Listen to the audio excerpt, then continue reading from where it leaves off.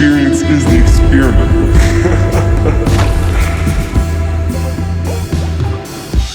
And we're back. Hello, Sugar Brett. Pit. I'm Welcome. Sugar Pit, and we're back. We are very back. Welcome to This is an Experiment number 2. Thanks for having me. Thank you for coming. So we were just talking about a second ago. First of all, thank you for coming. This is the first time in the new studio. So Yes, the it's first beautiful. podcast. Thank you. I'm very excited about it. So technical difficulties will be part of it, but we're here for it.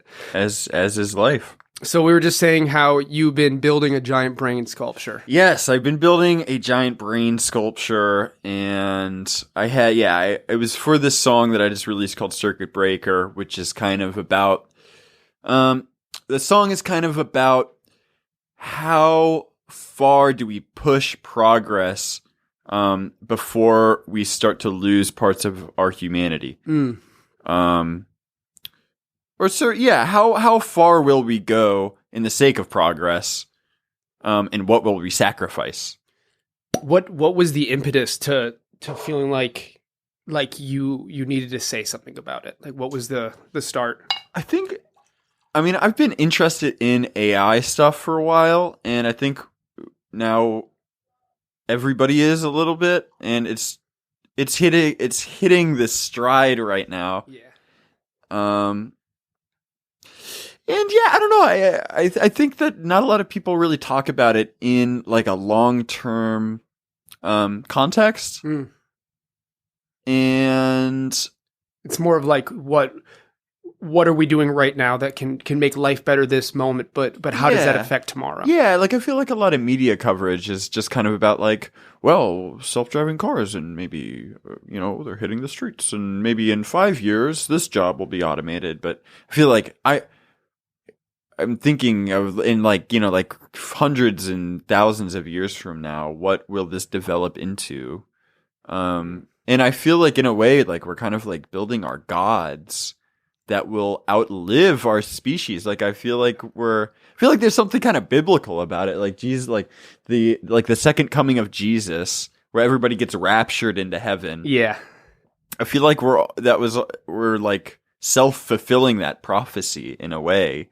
And we're building this thing that's going to be so much more intelligent than us and will outlive us. And that's made out of unbreakable steel and metal. And you know what I mean? And We're like building something to fill the flaws that we have. yeah. Which are clearly the thing that we haven't been able to compete with. So filling the spots that we already fill is going to be very easy for it.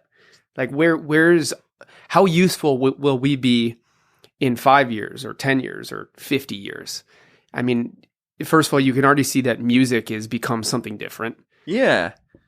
And I feel like that's going to be the same.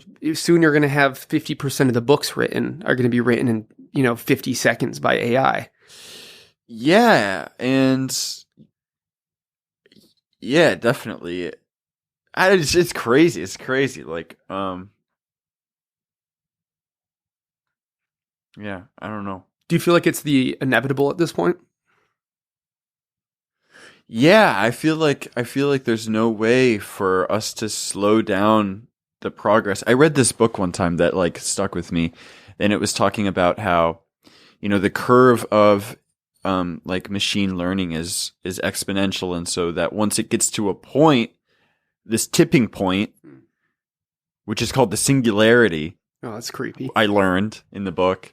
But once you get to this point that it's so proficient at teaching itself that the rate that it learns and teaches itself how to learn faster and better, like it's going to just like exponentially increase. Yeah, and so the jump, once it reaches kind of like human level intelligence, where it can like cover these like like a really broad area of things, that it will the difference between human and superhuman intelligence isn't that far off as it is from like the beginning to where we are now. Yeah. The gap is much more doable for something like AI, and the fact that it's going to be able to teach itself. It's not going to need us to continue to put ones and twos inside of it. Yeah, totally. And then what? And then it's so creepy. Yeah, I know. Thank you. Some tequila. But I don't know. I hardly know what I'm talking about. I just I don't know. I have a habit of trying to talk about things that I don't really know how they work. But it's so interesting. No, I think it's, but that's the thing about this. It's one of the first topics that everybody knows something about, but nobody knows everything because it's completely different every second that we talk about it. There's some new advance.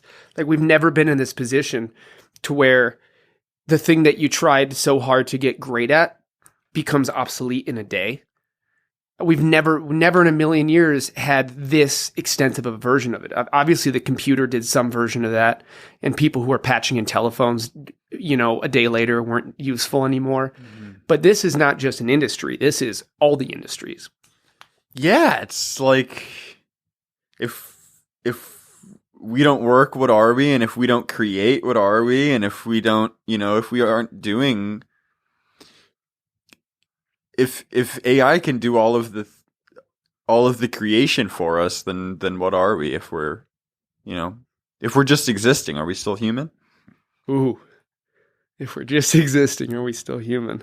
There's this one book called The Time Machine by H.G. Wells, and it's about it. This guy travels into the future, and society had split off into the upper world, and which is like the upper class, the aristocrats, and the lower class, and they had devolved into like the people in the lower class sewers were like these goblin people, and the people on the top, the aristocrats, had devolved into this like pale kind of like small, scrawny, docile, like Sims characters, sort of. Like their body wasn't as useful. Yeah, their body wasn't as useful, and their mind wasn't as useful either, and so they were like very sheepish and dumb. And well, it's kind of like the archetype of like an alien. How they have these thin, useless bodies, but these heads that had to expand in order to stay with the times, if you will. Maybe that's just an accelerated version of us. Maybe we've left this place before and come back. Maybe you just cracked the code. Yeah, maybe it's just a cycle, and every whatever millions of years we do the same shit. We fuck up again. Yeah, we turn into this new thing, and then we come back and try again. Yeah, maybe so, dude. Or maybe it's all just a simulation. Yeah, I don't know. So the last time you were here, you had just released. You had 2 songs out or 3 songs out of like the new echelon of songs. Yeah, echelon. Good word. Is that the correct usage? I don't know. I don't. We'll go with sounds right. So what has changed as far as obviously you found a following of people who? Well, I have clout now, Brad. You're the clout guy. No, no, but for real, you're the one person that I hear the most. People hit me up and they say, "I found Sugar Pit from your podcast. Is this actually who he is?" That's awesome. And that to me is the coolest thing in the world because it is. You're the same fucking person. How do they, in what context are they asking? Is that you give off this energy of I'm comfortable with who I am, and I'm gonna show the world that. I feel like everybody else has this weird barrier up of like, I wish that I could act on my thoughts and be me and smile and have fun and understand that I'm really good at being me and that's all I need. But everybody wishes they could do that. It's like what the rock star everybody archetype. But me. You're the only one. I'm the only one. Maybe AI is what just a life you. I live. Yeah. You're the god. But there's like I understand who I am and I'm going to be that person. Mm-hmm. That comes off. That is like, I think it's like the romantic part of this industry right now is shit is so it's on such a grid that now people are looking really hard for the people that they can tell are going to be doing the same thing, whether people are watching or not. Right. Have you always been like that? Is this something that you kind of grew into, or is this just, the person you've been since day one? I don't know. I like doing the things that I do, and so I do them. That's the perfect answer. God damn it. That's the perfect answer. But were you always comfortable just being you, like on social media? Like so many people, you watch their promotional videos and you can tell there was 800 takes and they had to make sure their face was in the third. And it was just, it's too produced. It took me a while to be comfortable. Like, I mean, specifically on social media, just like throwing up a video real quick of me being like, blah, blah, blah. Like it definitely took me a while to get there, and to be able to be like loose like that on social media. It's cool to hear. Yeah, I mean, I've been doing it for a while, or promoting my music on social media for a while. And when I started doing it, it was like a very calculated, like, oh, I need to come across and it needs to have this vibe. And I don't want it to be goofy because the music is serious, and I want it to be arty, and like, I don't know, just like putting all these things on it. And, I think just over time, I just continually goofed off more and more on social media, and it's just so much easier, and people like it. And Well, you look like you're having fun. yeah, Are you? well, yeah. Do you get nervous that there's like a standard that you have to hold up after finding this following, or do you No, feel I like don't feel like there's a standard, but I do always feel like there's a little bit of risk involved in just doing something candid, and that's kind of what makes it fun. Absolutely. But that's why I love like this sort of platform is if I say something that I don't agree with, or that I fucked up saying, or that sounds terrible, I'd rather explain myself later than not put it out because I'm nervous about what people are going to think, you know? Yeah. Like I'd rather fuck up. I'd rather say stupid shit than not say anything at all. Yeah, me too. Yeah, I feel like a lot of that process was just like trying to put out shit that made me uncomfortable, and then just like putting out and living with it and just being okay with it. And then maybe I put out something that's even a little bit more fucked up, and everything's still fine. And so I guess that's okay. And not even with just social media, just in general, like with music, putting out songs that I know the mix isn't quite right, but fuck it. And just see how that makes me feel. And then the more you can kind of push that boundary for yourself and just kind of extend, just let things be a little bit more flexible. Yeah, more organic. And just being, the more you can push yourself to be okay with fuck ups, it just takes the pressure off and makes things flow. And do you think now that you have stuff out and you kind of have this like flow of how often you're putting out videos, whether it's consistent to a T or not, do you feel like now it's turning into a job where you have to keep up with it? Or are you still feeling like this, I have an idea, I'm going to fucking do it?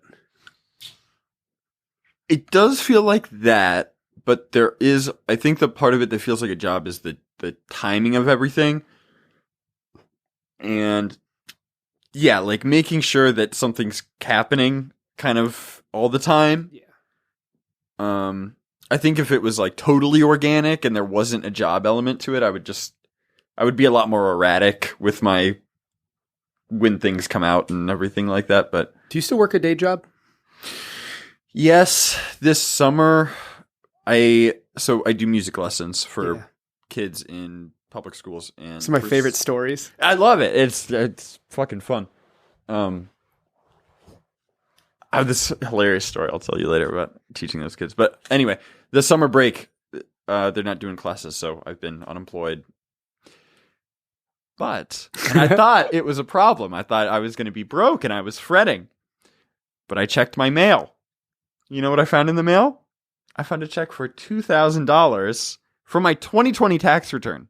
That's the fucking best. It was just sitting in this tiny little cardboard box that I put on like my scrap mail. No, like all the, like the Spectrum TV offers and shit.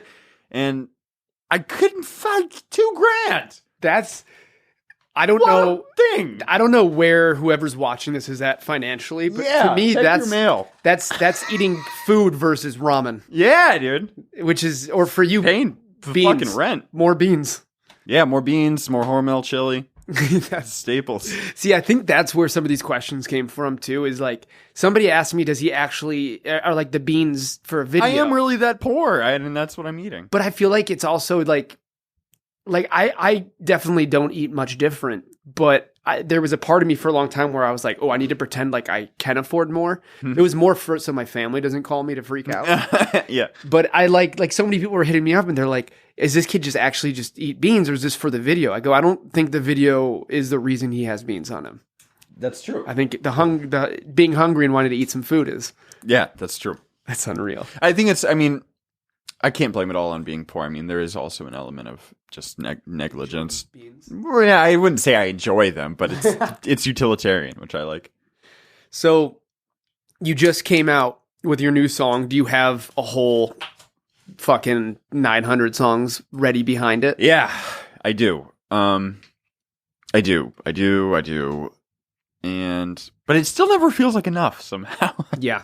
I don't know. I think it's just kind of something like, I feel like there's always this need to like prove to yourself that you can still make music. I don't know if you've ever felt like that. Like if you haven't written something in a while, you're like, can I really do that even? Yeah. I this is my first time where I've gone more than like a month and a half without making music because we were moving and Elvis in the hospital and life. But sitting down for the first time, I sat down and I'm like, I know I want to make music right now, but I'm afraid like nothing's going to come out. Like just like I'm just going to sit there and just go.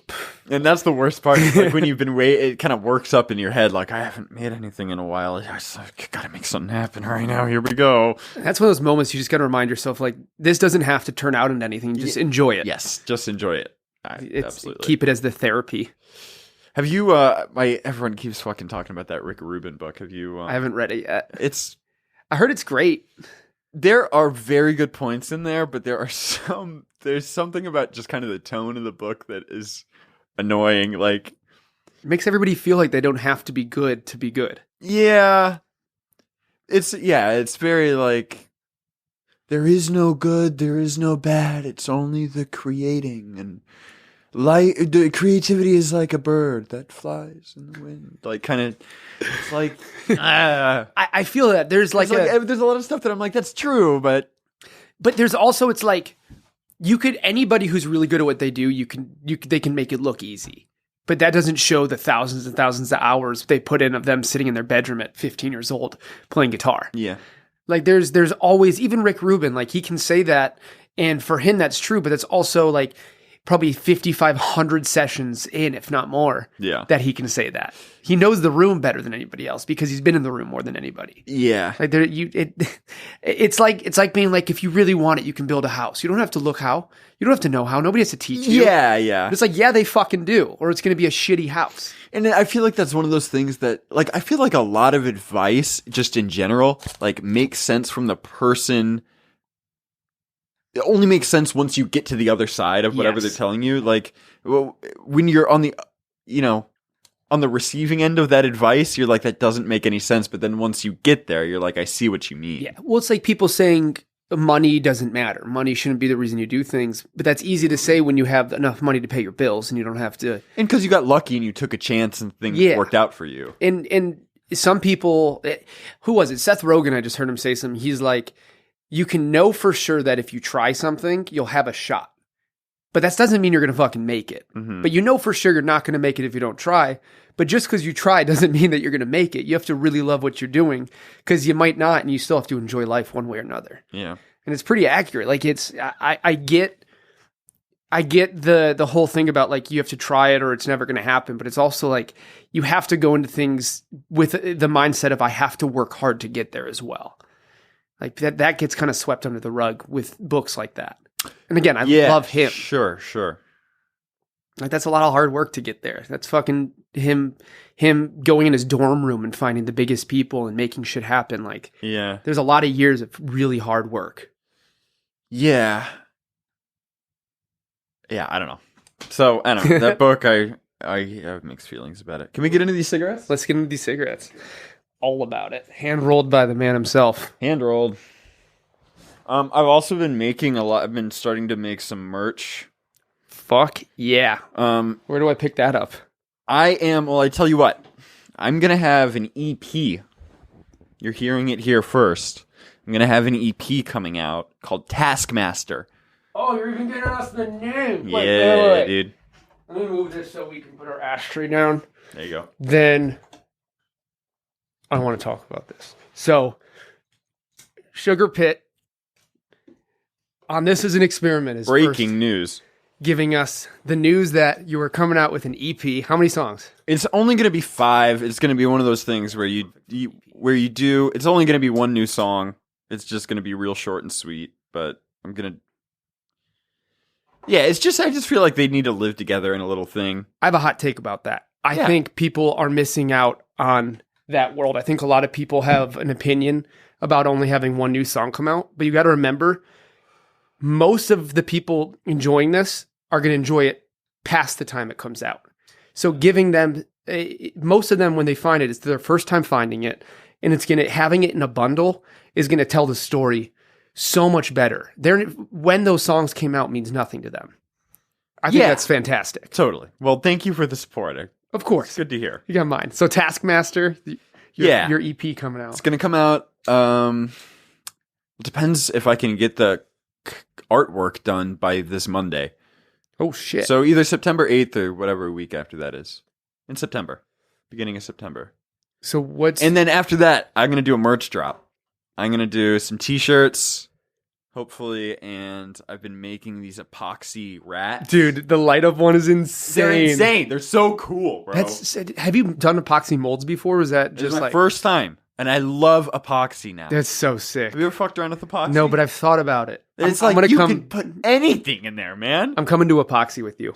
Get some silicone rubber. You can mold anything. Anything you want, dude. What else are you gonna make? I don't know. I could do anything. What was where did the idea for the rats come through? The original idea was me and Noah Dunn were joking around about how it would be awesome to bring a bunch of live rats to a show. And just like kind of like, I don't know, be like, hey, we have some merch in a bag, and then let people grab, or maybe, I don't know, maybe let the rats loose at the show or something. I don't know, but that would be crazy. That's the kind of thing you can't tell the venue first. Yeah. We're letting rats loose. I think we would get away with it, but... How many rats, though, are we talking? Are we talking like 10? I was thinking like a lot of rats, yeah, like... Or mice, maybe. Mice would be both. Fucking let them both go. Yeah. And then tell the venue that you let half the amount go. Or better yet, double the amount. Right. So they look like the old school prank thing. Yeah, dude. That's unreal. But anyway, I was like, in lieu of live rats, I'll do a molded rat. Both can exist. I could do both. Maybe that's the EP release. Hey. Or maybe not. Nobody heard that. Hey. We'll censor that one little phrase. Keep it for the world. So, yeah, and then I'm going to try and do like a little zine or something, like a little lyric booklet, something like that. And you're doing a bunch of shit. We were talking about Chloe before with Keen Ramps, and I feel like that fits your world really well, too. It's awesome. I mean, Chloe is just so good at, one, setting up shows in cool spots, and just in general, like, just connecting dots and, like, connecting the right people in the right places and the right groups, and so it's been awesome playing shows with her for that reason. That's so fun. They're just throwing awesome house shows and you've been playing shit like that. How many shows do you think you've played since you were on here? How long ago did you say, Griffin? 6 months? Oh yeah, half a year. That's 6 months? Crazy. That's cool. A lot has happened. Look what you've done in 6 I months, know, dude. Good for you, dude. Cool. That's fuck yeah. Yeah, fuck yeah. Cheers to that. What was the question? What were we talking about? I'm not 100% sure. How many shows? I don't know how many shows I've played. I would guess probably less than I think. Like, it feels like I've played like 30, but I probably played like 15. I wouldn't be surprised if it's 30. I feel like I haven't played that much. Every weekend it's like I'm playing Friday, Saturday, Sunday, Monday, and Tuesday. But it's unreal. And every show, I went to that one at the house that was so sick. Yeah, where they had you come up and freestyle. Yeah. Dude, that was a blast. Yeah, I love shit like that. And everybody there was excited for all the bands. All the bands were fantastic, and all of the bands supported each other. Bro, by the way, that band Nico, if you want to look them up, the band Nico, they were from Alton, Illinois, which is like 20 minutes from my hometown. We had the same. Where are you from? Area code from Carbondale, Illinois. Oh, I didn't know that. Yeah. That's crazy. Dude, so many Midwest people. So many Midwest people out here. Really? I love it. Yeah, I always get along with Midwest people. Yeah, there's just like everybody from the Midwest reminds me of the people I grew up with in one way or another. Cool. Everybody feel like Detroit or Michigan and Illinois and Ohio and all these places. There's so many people out here too from all those places and from Indiana and Ohio and all of the Midwest. Shout out to the Midwesterners. Absolutely. Kindred spirits. Have you gone back to plenty shows? In Illinois? Yeah. No, I haven't been back to Illinois in quite some time. How long? Shit, dude. Probably at least a year, maybe 2. Oh, wow. Yeah. I mean... Are you close with your family out there? Yeah, well, my mom moved away from there, and so... And my dad still lives out there, but it's hard to... Yeah. Yeah. Life. It's a thing, yeah. But hopefully, yeah, maybe one day I'll make a return to the motherland. If Play a anybody's fucking banger out there. putting on a dope show, hit up Sugar Pit, Yeah. specifically in Illinois or anywhere else. Yeah, dude. What about tours? Anything like that you're looking into or thinking about? I'm thinking about it, dude. I'm fantasizing about it. So when you get the right call, When I get the you're right ready. call, I'm hitting the road, man. And what does that look like? What would be the ideal first tour? Like, would you like your first tour to hop on a bus with a big artist to open for? Or would you like it to be, a van, a little bit more low key, but like give you that first experience? Nah, honestly, I feel like it would be so ideal to open for like Viagra Boys or like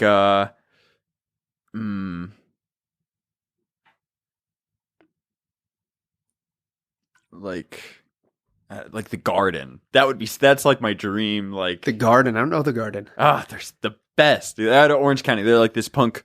They're twins. It's this freaky punk duo. But yeah, no, I feel like like opening up for a bigger artists, and because I feel like it would be so much low pressure that way. Yeah. Because they're doing the draw, and then you just get to go in and open up and be like, Yeah, it gives you like a good first experience, but also you know that there's a crowd there. Mm-hmm. You can feel what it's like to play for a bigger crowd. And it also gives you a lot of people that you can really work your ass off to convert. Yeah, and I always feel like my best performances are when I feel like I need to win the crowd over, or when I feel like there's a amount of like skepticism from the audience. Like I feel like that really makes me like. So would you rather a crowd that knows you or a crowd that you need to convince? The second one, probably. That's cool. That's really cool because I feel like it's like just kind of living in the uncomfortable. Yeah, and I feel like there's also an element to when people have seen me before. There's a standard that they expect, and I feel like there's something. Like, I always am my best on, like, first dates. You know what I mean? Wild. I'm always my best on the job interview. Interesting. Most people I feel like are the opposite. Yeah, I don't know. Have you always been like that? Is there a reason you feel like you like the pressure? Like, how did that come to be? That's a good question. I don't know.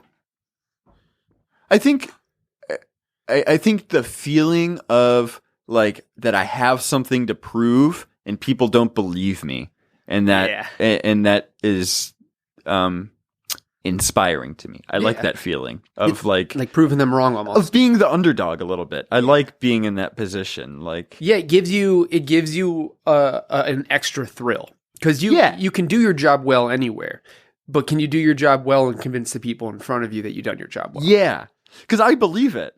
I believe that I can do my job well, so I want to make you believe it. See, I'm so curious where that confidence came from because I feel like one of the things that I've seen the most in the artists that have come on here that have found success, and most of the people I have on, at least the first half, were people that were looking for success. Then you find the people that have it, and the thing that I feel like sets them apart is they found how to not give a shit, but also care the whole time. It's this weird, like play game, like a back and forth. It is a weird little mind game of caring but not caring, not caring too much. It's what you care about and when you decide to give a shit. Yeah, you're going to care during the show or after. You're going to be worried how you played or how you're playing. Like those are two different mindsets. Well said. So you're coming out with an EP. 6 songs, you said? 5 songs. 5 songs. And do you see an album in your future? Yeah, definitely. I think an album though, you kind of like I would want to have like a be signed. Yeah. I would want to have like a thing behind me, Like some money behind like it a to budget do it right. and do it. Yeah, because I feel like I've never really put out like a full length LP, and if I'm gonna do it for the first time, like it should be like, Yeah, you shouldn't have to make any compromises. yeah, like it should be like. So would that look like something that you make it and then go to find the budget, or would you like the budget so then you can make the project? Because I feel like right now, one of the things that I see from you, just from keeping up on social media, is even with the success, and I'm sure you're getting calls from everybody and their mom to work with you, you're still happy to go to your bedroom and work on it in whatever condition that is, and have your bed behind you and know that that's how you've done it before.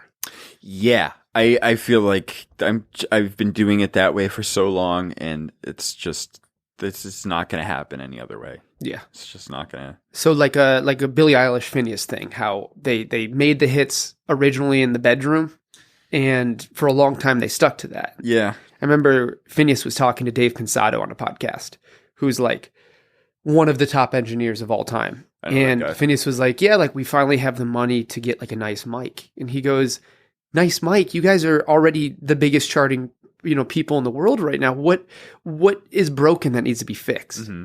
And they were using like a TLM 104, like still a nice mic, Mm-hmm. but not a 251 or whatever it is.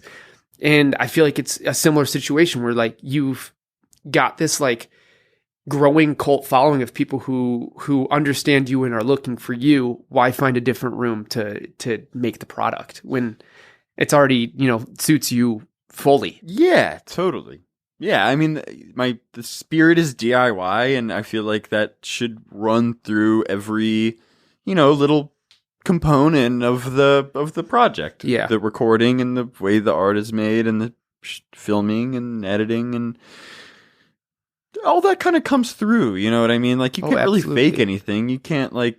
When I feel like it's also like the best way, like when I talk to people, and not that I'm some social media guru, because I'm clearly not with my 3,500 followers, but the one thing that I would tell anybody is if it becomes solely a job, your new job should be figuring out how to make it playful. Yeah, you know what's a weird thing is like since I haven't been teaching over summer break, I am kind of, and I got that check for my tax return. I've kind of been living like a mock, like a limited trial run of like what it would be like to like be signed and like have all your expenses paid for. It's like a 1 month trial run of that kind of thing.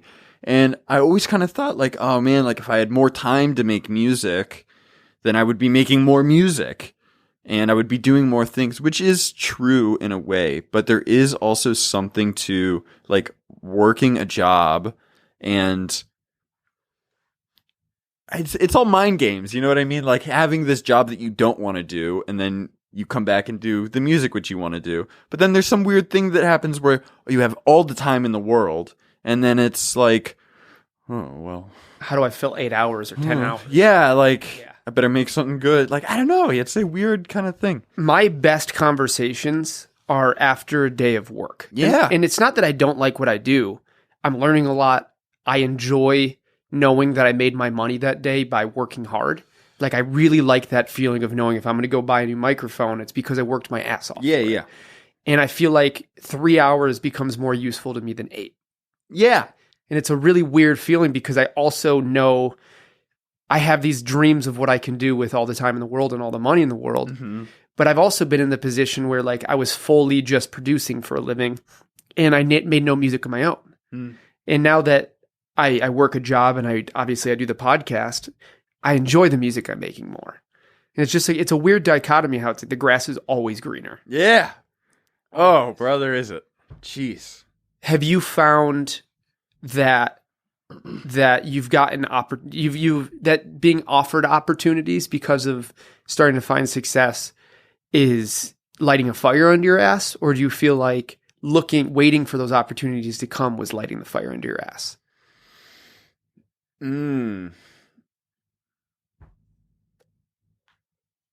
I think it's a little bit of the same thing as like playing to a crowd that already knows you versus one that doesn't know you. Yeah. And being in the position of an underdog, like I think that there was sort of this curve of like once I started to get just a little bit of momentum and I, people started kind of chatting with me and wanting to work with me, then there was a brief moment where I was like, oh, well, I guess I'm all good. Yeah. And then, but then you kind of start to obviously understand that it's like what looked like this much was actually only like this much. And there's still this whole thing. Totally.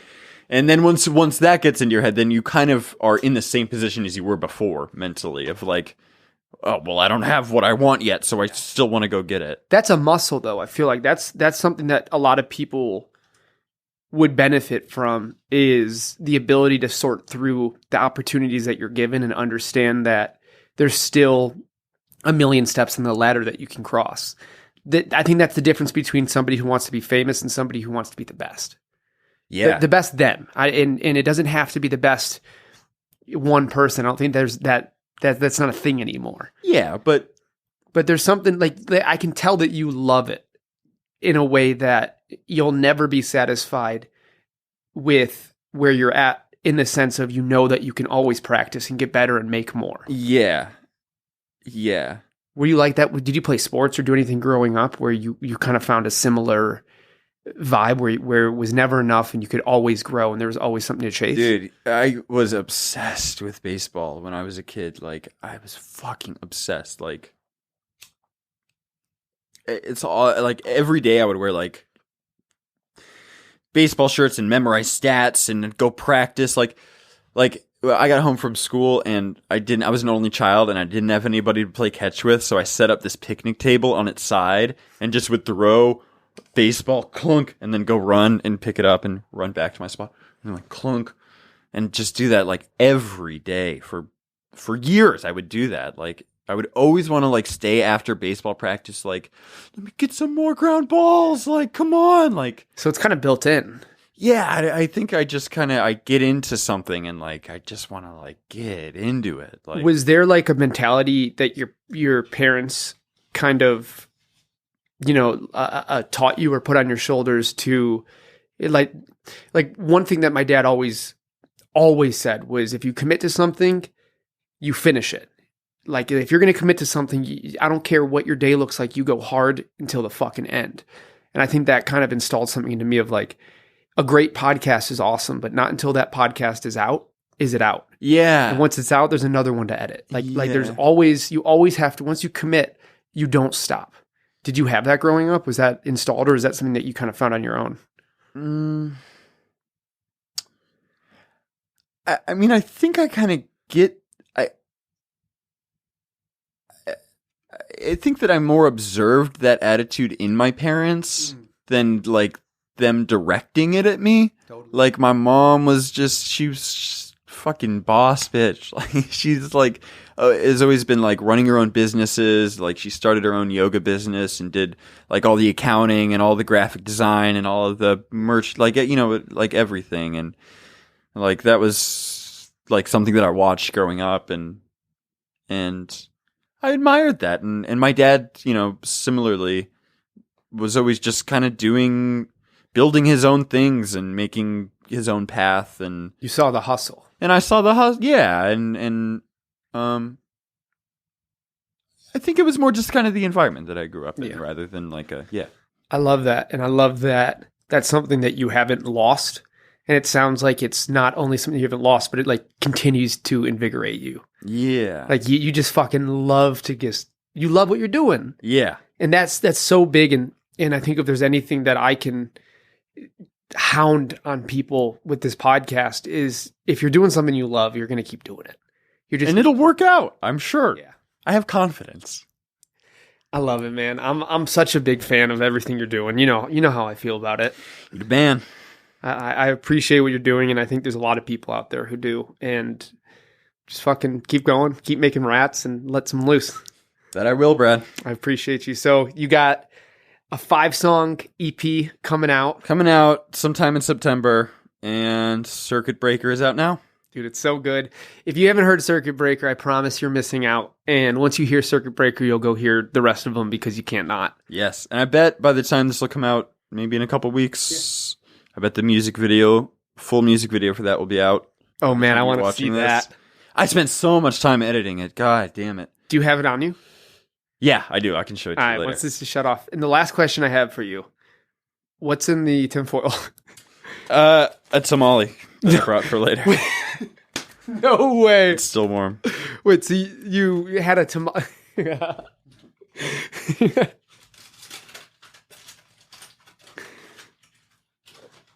This is the greatest thing that's ever happened on this podcast.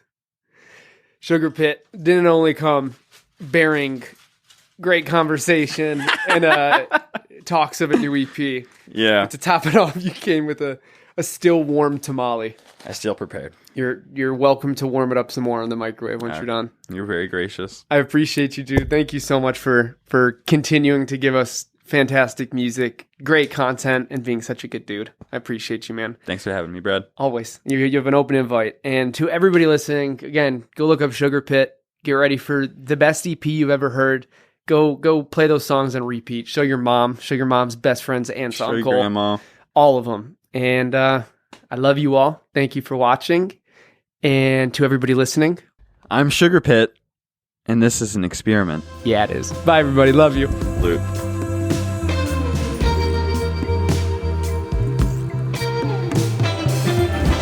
The experience is the experiment.